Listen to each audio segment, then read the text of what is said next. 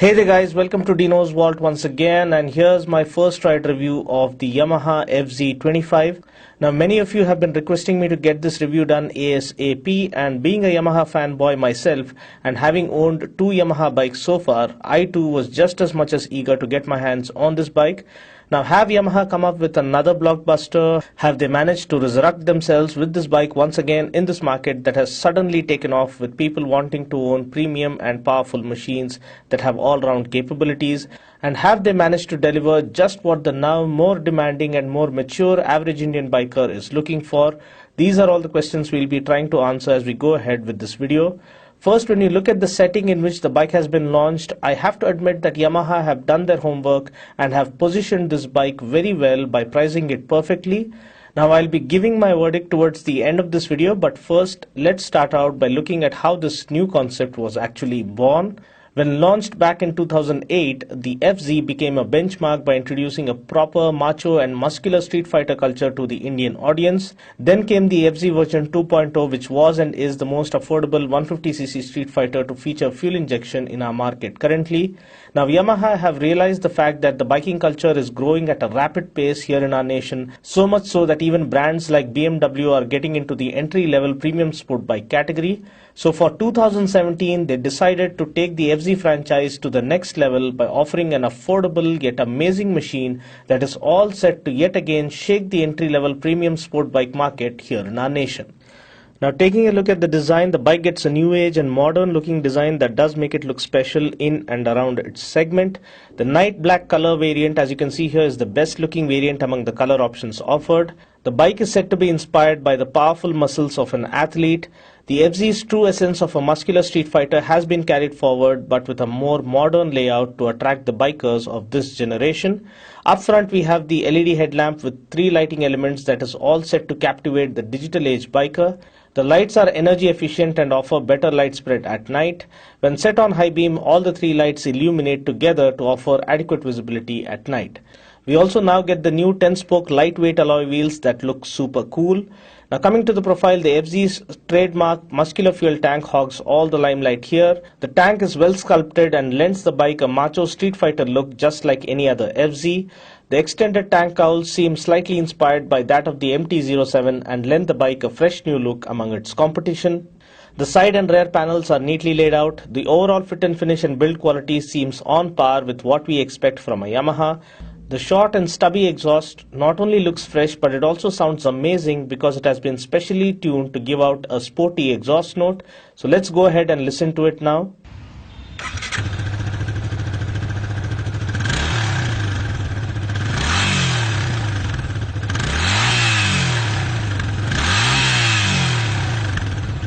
The tail section is nice and sleek and sharp with cuts and creases all over.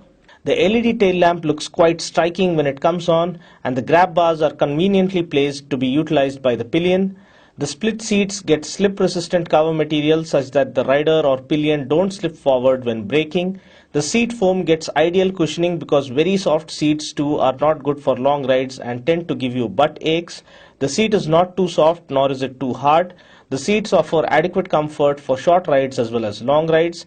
The handlebar is perfectly positioned, and this along with the ideally set rider foot pegs give the rider a stance that is typically that of a street naked bike.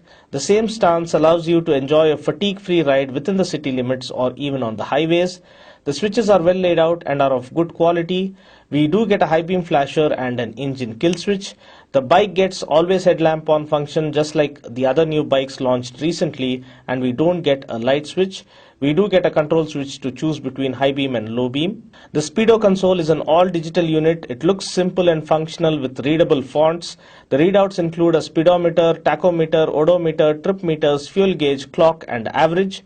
Now, coming to the star of the show, which is the engine. Now, powering the FZ25 is an all-new lightweight 4-stroke single-cylinder oil-cooled fuel-injected 249cc blue core engine, and we get a SOHC setup here. This puts out a max power of 20.9 PS at 8000 RPM and a max torque of 20 Newton meters at 6000 RPM.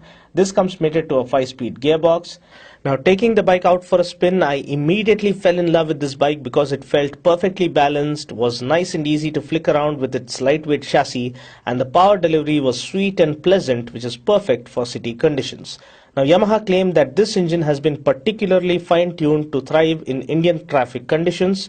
The shapes of the combustion chamber and the intake port have been optimized to boost combustion speed. The fuel injection on board contributes to higher combustion efficiency and a precise air-fuel mixture, which results in instant, light and crisp throttle response. Therefore, there is adequate amount of torque throughout the mid-range. The clutch is nice and light and easy to use. The gear shifts worked fine but felt a bit notchy at times, but I'd rather give the bike the benefit of the doubt because it was a brand new bike that I rode. The engine gets a 4-row core oil cooler for effective cooling. There was no noticeable engine heating apparent, though I rode the bike through city traffic as well as empty stretches. Also, the engine adopts a lightweight forged aluminium piston and a plated cylinder with better heat dissipation characteristics. The low tensile free sliding piston rings result in reduced power loss. Also, a balancer shaft is added to keep the vibration levels to a bare minimum. There are no vibrations whatsoever up to cruising speeds of 105 km per hour. Also, the precisely engineered diamond frame offers superb handling to enjoy your daily commutes through the city, while also offering great straight line stability at triple-digit speeds to casually cruise through the highways on the weekends. Now, looking at the brakes, we get a 282 mm disc with 2-pot brake caliper up front. At the back, we get a 220 mm disc with a single pot caliper. The front brake is quite effective and impressive in offering good initial bite and good feedback. Overall, the braking seems good and effective for the kind of power this bike has on offer. Now, talking about the suspension, we get chunky 41 mm front forks that soak up the bumps effortlessly and offer a nice and plush ride. The lightweight linkless monocross suspension unit at the back with a dual rate spring offers good performance while riding solo and better stability even when riding 2-up. The speed that you see me doing here is with a pillion on board, and the bike was quite stable all along. Now, talking about the wheels and tires, we get 17-inch wheels and tubeless tires. We get a 100/80 tire up front and a 140/70 tire at the back. Now, these are specially formulated compound tires, and the wide 140 section rear tire offers good road grip. Now, other noteworthy specs include a ground clearance of 160 mm, which is more than sufficient for our Indian road conditions. The seat height is 795 mm, again perfectly set to be comfortable for shorter riders, average height riders and even taller riders. The fuel tank capacity is 14 liters, which is pretty decent and sufficient in my opinion. The bike weighs just 148 kgs, which is why the bike feels nimble and agile and swift right off the mark. The mileage claim for this bike is around 43 kmpl, which is exceptional for a 250cc bike, and that comes courtesy of the Blue Core technology that promises great efficiency without having to compromise on performance. Practically, I think we can expect around 35 to 40 kmpl depending on riding style and riding conditions, which is still amazing. The price at showroom Hyderabad for this bike is Rs 1,23,838, which is very inviting and very enticing. Now, looking at the cons, honestly, you can't really complain much about this bike. That's how perfect it is. Now, we do miss liquid cooling and ABS on the bike, but considering the killer price tag and the modest power figures that the bike has on offer, lack of ABS doesn't really make a difference so long as you are a seasoned and experienced rider. Now, coming to my final verdict, if you look at the competition, we have the 200NS and RTR 200 priced at just over 1 lakh on road. We then have the Dominar 400 costing around 1.7 lakhs for the ABS variant and around 1.56 lakhs for the non-ABS variant.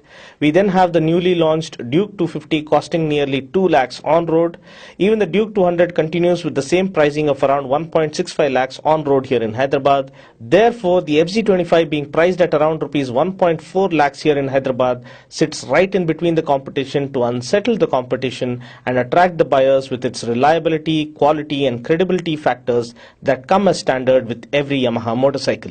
In my opinion, people would not at all mind paying 1.4 lakhs for a 250cc bike coming from the Yamaha stable, that too a street fighter with all-round capabilities of being usable for daily commutes while also being able to satisfy the tourer within you.